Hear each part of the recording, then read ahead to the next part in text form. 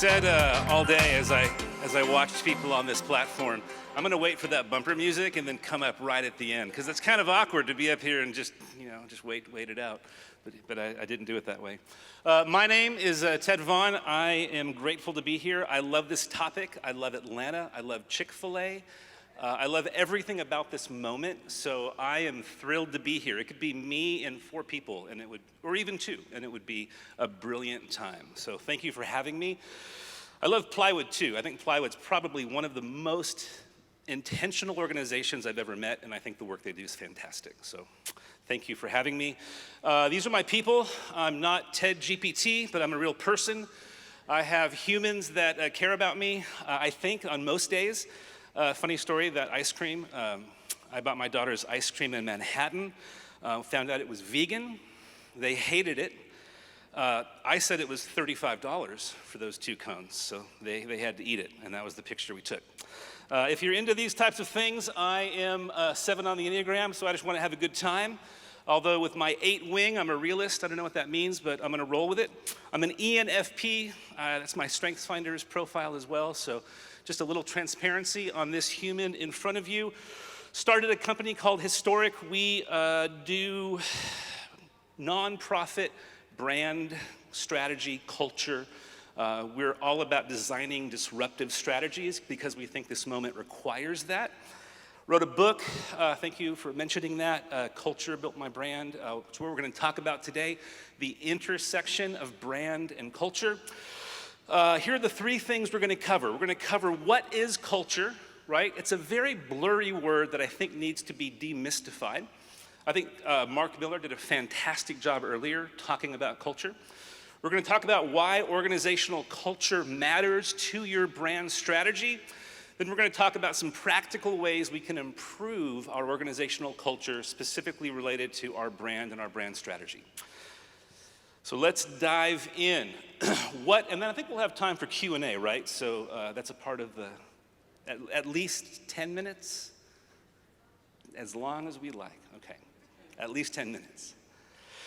So let's just start with a simple question, what is culture? Well, for the purpose of today's talk, culture is a huge idea, right? There's a lot of aspects of culture, but we're talking about organizational culture.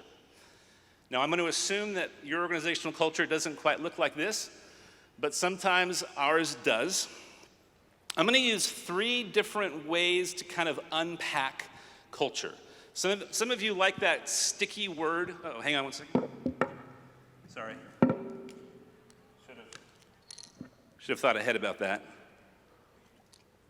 Some of us like the single word idea. So what is a one-word way that we can understand culture? I'm going to give a metaphor that I'm particularly passionate about.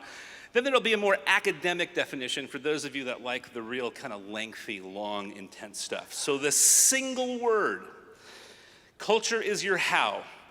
We spend a ton of time, by the way, this full deck will be made available to you. All I need is your email or business card, and I'll give you all of this and a ton more resource if you'd like it. In our nonprofits, we spend a ton of time thinking about our why, our what, our when, our where. It's rare that we slow down enough and ask the question, how are we doing? How are we showing up in this meeting? How are we experiencing one another? I think if we could find 5% of our time focused on the how, we would see breakthrough results. Culture is the how. It is not the what, the when, the where. It's focusing on how we behave, how we show up, how we do what we do. That is your one-word answer for culture. For those that want a metaphor, culture is soil. We think a lot about the above-ground growth in our gardens. We focus and think that we're doing well if the things above the soil are doing well, but culture is the quality of the soil that results in the above-ground growth. And if we fail to tend to the soil, we all know what happens. Frankly, above-ground growth is a lagging indicator to what the soil provides us. So it's often that we don't notice problems in our soil until it shows up in ways that are too late to reverse or difficult to reverse. Culture is organizational soil. I love the term terroir. Anybody into wine? Can you talk about wine at Chick-fil-A? It's okay? No? I'm about to get in trouble, maybe. I just heard Jesus had wine, so I'm gonna say I got a green light to talk about wine. Because I studied, I won't cuss, but I will talk about wine. That is my agreement with all of you today. I love wine. Terroir is a word that is, it encompasses all of the factors that go into producing wine grapes in a vineyard, from the climate to the soil to the elevation to the winemaking technique. Terroir. It's a fancy word for all that stuff that results in this amazing stuff in the bottle. You might not know this, but there are some places where the grapevines go 350 feet through slate to get to the water table. And that makes a tremendous difference to the quality of the grape, which makes a tremendous difference to the quality of the wine. Terroir is a ridiculously important concept to winemaking, and I think it's a great metaphor for culture. There are over 1 billion different soil types based on the type of soil, the region it's in, its access to water, irrigation, so many different types of soils. This is the soil of an area called Châteauneuf-du-Pape. It's essentially a place that grows 13 different grapes. Grenache is one of them, but they have these really hard, huge stones called galettes. Those stones hold the heat, protects it from these cold winds that blow, and you get this amazing product from these stones to protect them from these cold winds. This is a picture of Napa Valley, where the grapes are on permanent vacation. It's warm, it's perfect, there's great water, everything's easy. It's like a spa trip for grapes. That's Napa Valley. This is Germany. These are Riesling grapevines that cut down through blue slate up to 300 feet to hit the Mosel River, and it creates the most amazing slate-flavored wine, and yet it has some sugar. It's just this beautiful product. So, here's the point. Our cultures should be as unique as the brands and the causes and the nonprofits that are in this room. We settle for health. We should be settling for health in a way that is framed by the unique dynamics that make up our terroir. It is not just enough. You don't find breakthrough because you're healthy. Healthy is minimum viable. It's game's table stakes. What will lead to breakthrough in today's competitive nonprofit space is organizational culture that is distinguished by the brand, by the values, by the things that you do. We should be making a promise to our employees that's as profound and important as the promise we make to our donors and to those we serve. And it should be unique and on brand and leveraged to further success, further the mission. Terroir is a fantastic concept for culture. For the academic definition, well, it's not that long. Culture is an outcome. Why is it an outcome? There's more. This is the first step. Why is it an outcome? Culture is not a lever. Culture is the result of a lot of stuff. HR, vision, compensation, performance reviews, fill in the blank. There's probably 80 sub-bullets. Those are all levers that result in a culture. But how do you see culture? Well, it's an outcome measured by patterns of behavior. Culture is a code that manifests itself through a pattern of actions and decisions made over time. Culture is not a light switch. Key word here, actions and decisions made over time. That's why it's so important to cultivate the soil of our culture, because it's not a light switch. It's not an instant thing. It shows up over time. So culture is an outcome measured by patterns of behavior that reveal your actual values. You may have values, but are they what you value? This company had fantastic values. Integrity, communication, respect, excellence, a little vague, a little blurry, but their actual values resulted in the senior leaders being hauled off to prison. I mean, we've all, most of us are familiar. I'm old, so Enron is kind of a very important metaphor. I'm sure there are more. So, culture is your how, it's your organizational soil, and it's an outcome measured by patterns of behavior that reveal your actual values. So just to kind of set the table for what culture actually is as we keep talking about it, that's your definition.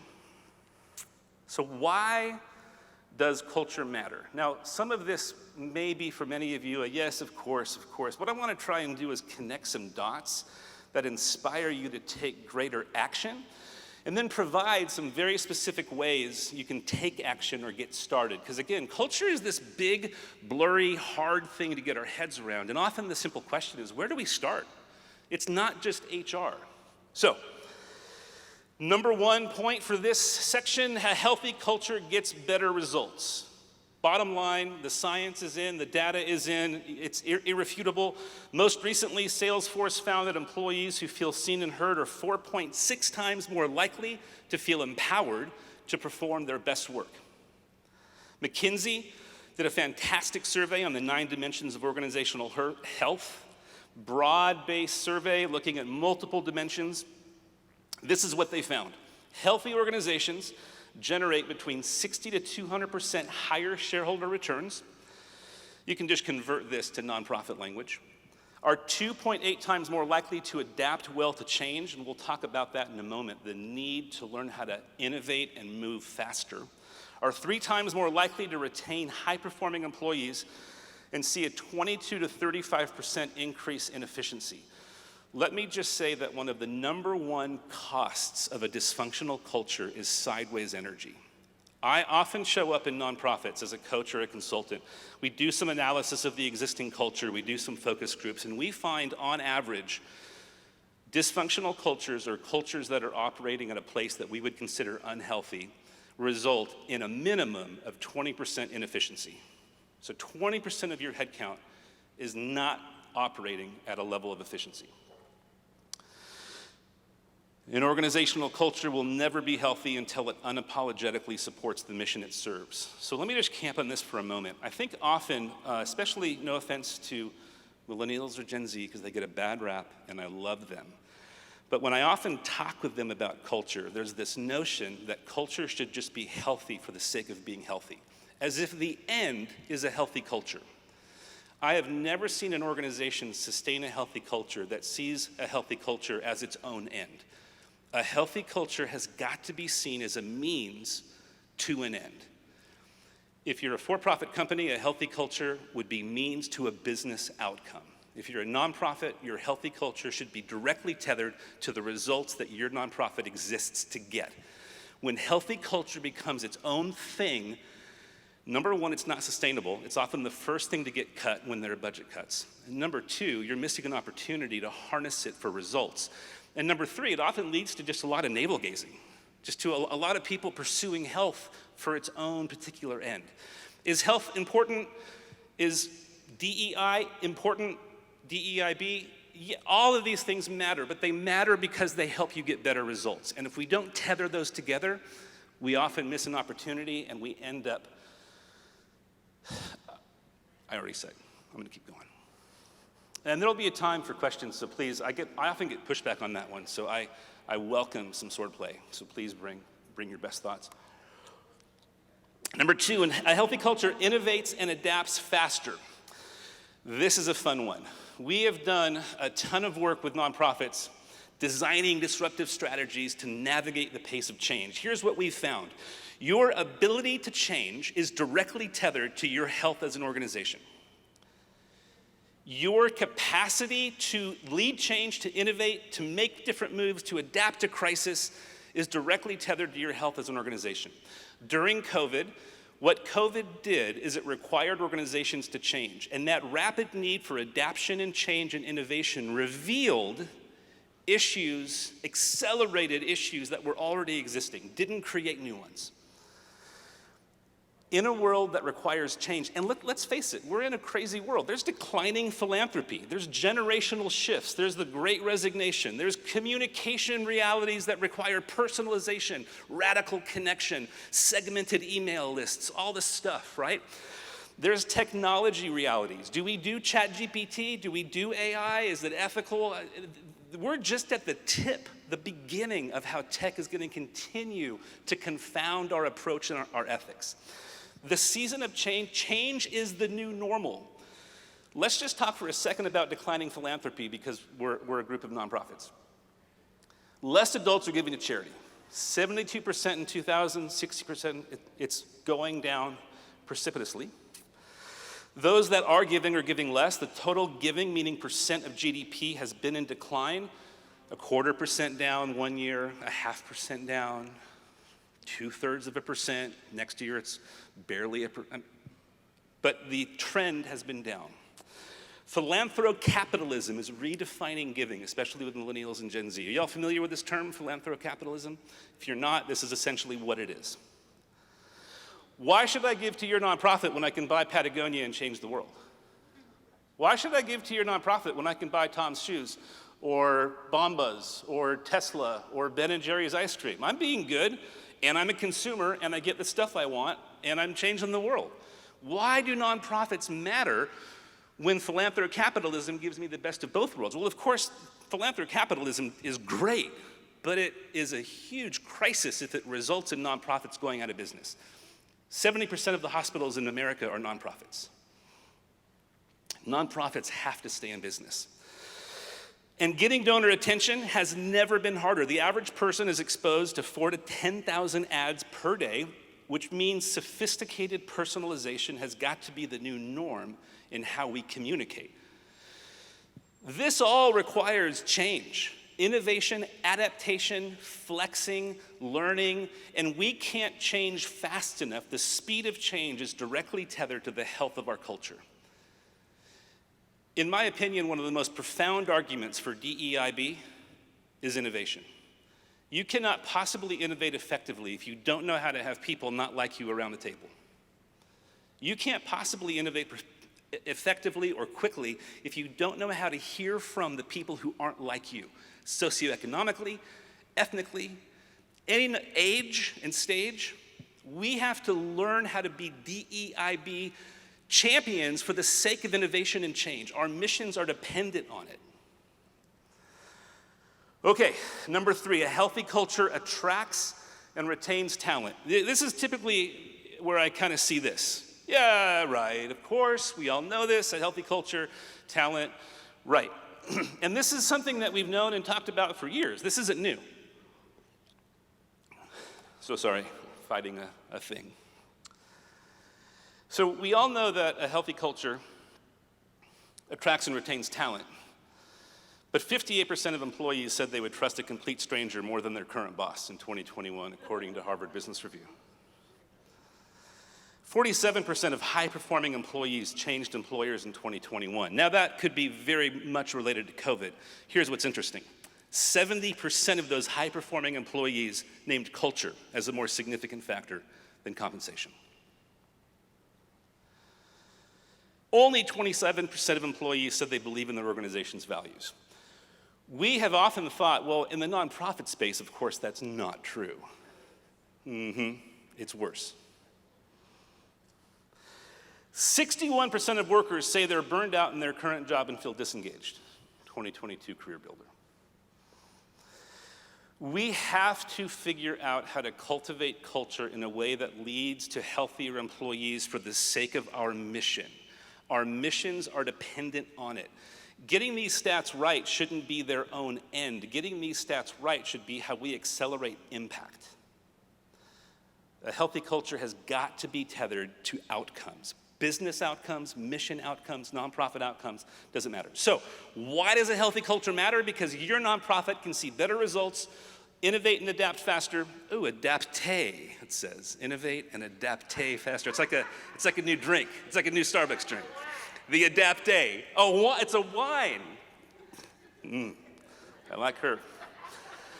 And it helps you attract and retain talent. So let's talk a little bit about how we can improve our culture. Well, the number one most helpful way that will unlock everything and cause tears to stream down your face is if you read this book. It's proven to be true. And my mom will tell you it's absolutely the case. My wife may. No, it's a good book. In this book, we talk about the 6 layers of culture. How can we get our hands around this thing in a practical way? The book was written to be a manual, a simple manual on how to begin to think intelligently and in an integrated way about our culture. We talk about principles, architecture, essentially HR, rituals. Cool thing about rituals, did you know that NASA has a pumpkin carving contest? Imagine rocket scientists carving pumpkins. The beautiful thing of that ritual at NASA or Jet Propulsion Labs, nobody, did you say that it's in Houston? Come on now. The beautiful thing about NASA's pumpkin carving contest is that it is not taxpayer funded. Nobody in leadership is responsible for it. It is an organic ritual that these rocket scientists love, and they do it on their own. It's an amazing brand ritual, unique to NASA, that results in the most amazing pumpkins you've ever seen. We talk about lore, the sticky stories that shape culture, vocabulary, artifacts. These are all simple ways for you to begin to think about how can we more proactively and intelligently shape a better culture. I would love to spend the rest of our time going deep into all these things, but I think it would to a certain extent be unhelpful. So I'm going to focus a little broader, a little higher, focus on some of the things that we've seen in the last year be the most critical areas of cultural breakdown, and it touches on these things. But I do highly recommend the book. Number one, if you don't start with trust, I don't care what you do with my book or anybody else's book, this all hinges on trust. Here's a simple tool that we found helpful in talking about trust. We find trust is not a choice, is a choice, it's not a requirement, and without trust, at best you get compliance. And what we have found, survey after survey of nonprofits we've worked with, is that there is more compliance and false loyalty than trust and radical candor. That is going to be a foundational breakdown to building health. So we look at trust through two primary dimensions, would encourage you to do the same thing. Trust is more than just trust. Trust is functional and relational. Functional trust is built on performance, consistency, accuracy, delivery, clarity. Can I trust that you're going to show up on time, do the job you're supposed to do, get the results, communicate clearly, give me the details? Functional trust is really, really important. But so is relational trust. Built on empathy, vulnerability, forgiveness, familiarity, and goodwill. What I find often happens in the nonprofit space is that we tip oftentimes towards relational trust. We're shoulder to shoulder with these people who we care about. We're vulnerable together. There's a lot of familiarity and goodwill and forgiveness, but do we actually know how to show up on time? Or measure performance? Or now maybe for your nonprofit, it's different. Oh. But here's the breakdown. If you have a ton of relational trust, it makes it really, really challenging to talk about gaps here. I've also been in organizations that have this in spades, and because their comp is so tethered to it, it makes it really hard to talk about not being seen or known, being treated as a commodity. What does it mean when your boss doesn't actually show empathy or goodwill towards you and they don't even realize they're doing it? How vulnerable do you have to be to now name that? And do you do that if you know that you're crushing it functionally? Better just put your head down and suck it up. I work with a lot of nonprofits. I'm just going to pick on the faith-based nonprofits for a moment because often they're the worst offenders. They love one another. They spend a lot of time at Starbucks. There's just a ton of bonding. They pray together. There's all this incredible, but do they actually know what their job description is or what they're supposed to do or if they get results, right? So we have to have a new understanding of trust so that we can talk to one another more critically about where trust gaps live. Because none of us deliver perfectly on the trust scale all the time. So we have to have an imagination or an ability to talk more honestly about where we break down in trust. Trust is functional, trust is relational. Number two, we have to define and articulate success. Here's what I mean by that. The true north, I can't talk today. The true north of our nonprofits matters more than it ever has, but it's also really, really broad. To use this example, your true north is this really broad narrative meant to inspire, meant to provide direction, meant to kind of set a tone through words. But it's really not helpful if it doesn't distill into a strategic vision, align your brand, and then actually show up in the stuff that you navigate week in and week out. It's the middle of that funnel that's more important or as important as having a true north. But you need to have a true north. You need those words that create worlds, to quote Abraham Heschel. If you don't have those words, you don't have language that you can leverage to shape a healthy culture. The true north of your organization matters. And if it feels broken, boring, antiquated, unhelpful, not sticky, it needs to change. Once you have your true north, we need to be radically clear about outcomes. What is it we're chasing? What are the metrics that matter? What is our dashboard? How do we hold people accountable? If in the nonprofit space we just take anecdotal evidence, we have to learn how to be better about declaring and measuring and proclaiming clear, measurable outcomes that then tell the story of success that our true north shares. Any organizational culture will never be healthy until it unapologetically supports and serves its mission.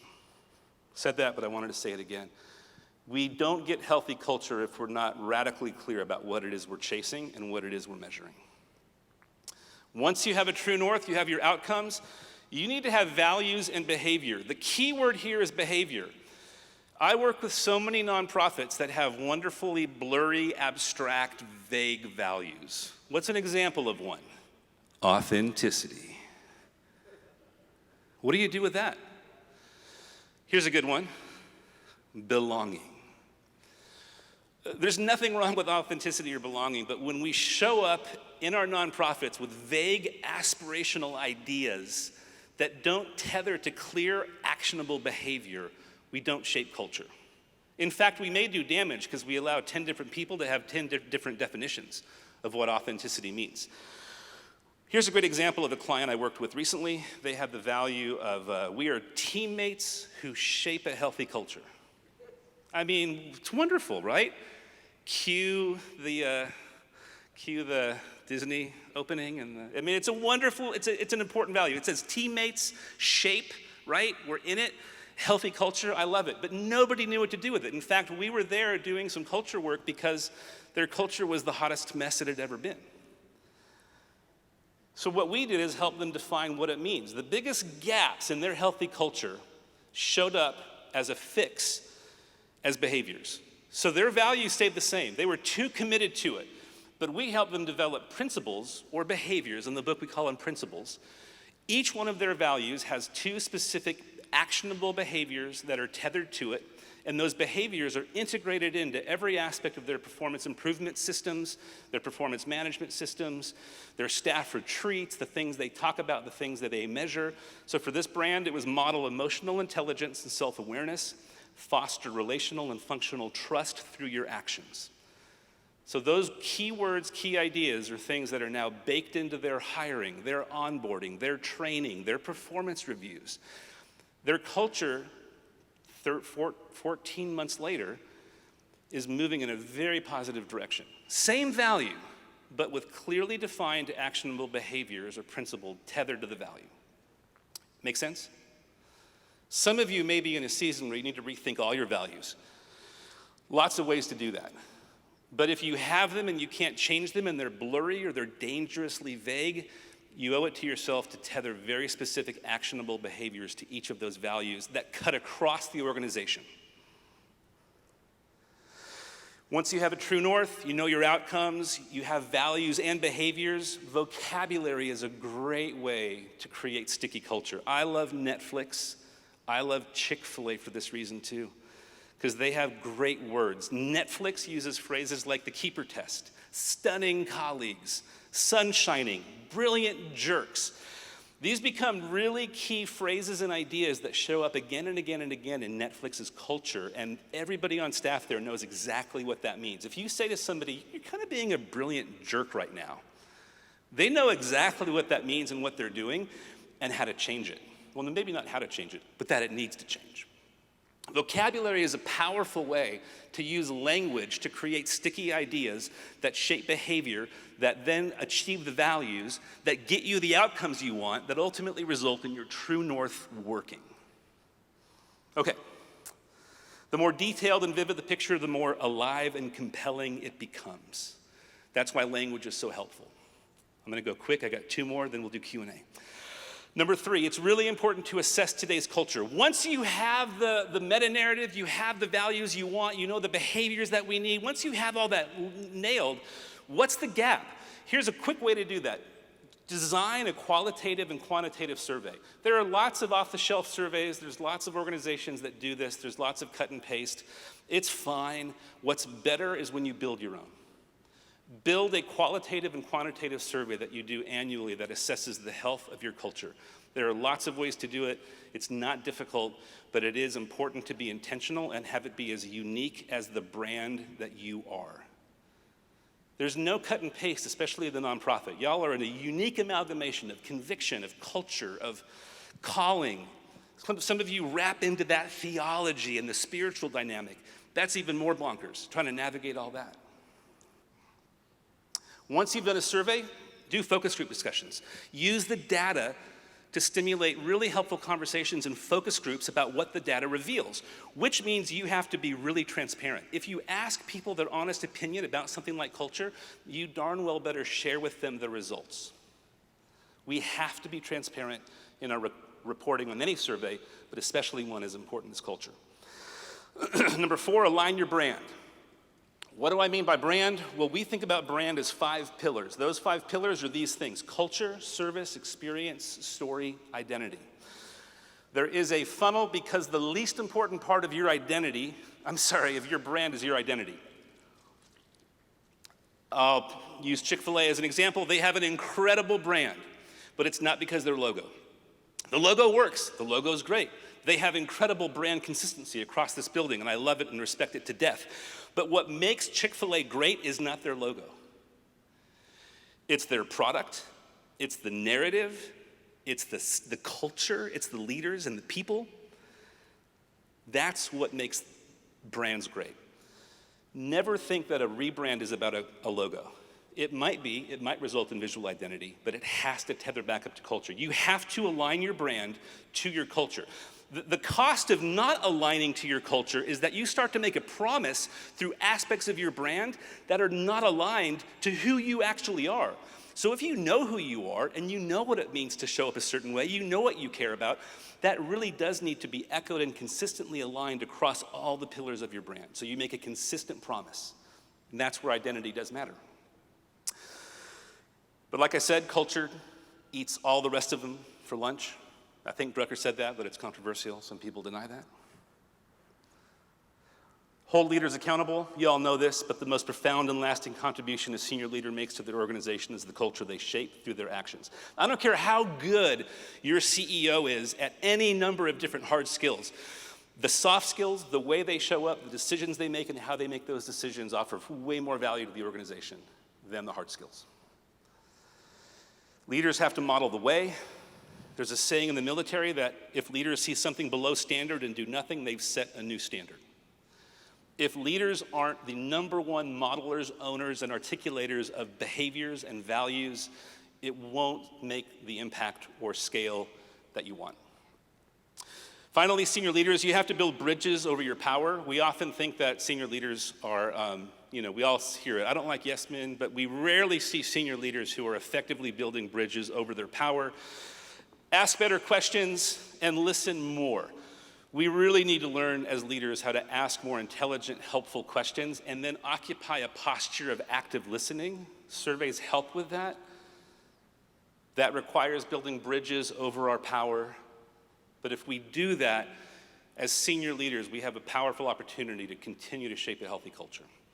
All right, that's it. If anybody wants to know more, you can email me or call me. That is my cell phone. I will pick up.